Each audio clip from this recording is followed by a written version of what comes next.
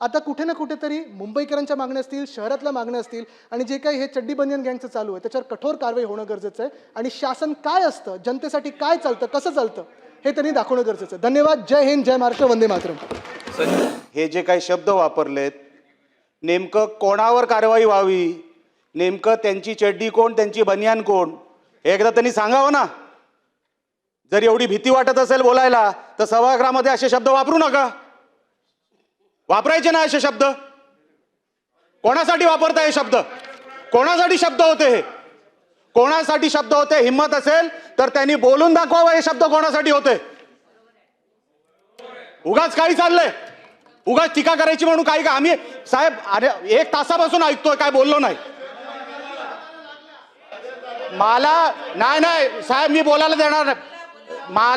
मी 1 शब्दामध्ये आमचा कोणी बोललेलं नाही. पण हे शब्द कुठले? रुलिंग मधून शब्द या तर काढून टाकावं, या तर त्यांनी स्पष्ट करावं. हिम्मत असेल तर नेमकं ते कोणाबद्दल बोलत होते एकदा स्पष्ट करावं सभागृहामध्ये. बघूया हिम्मत.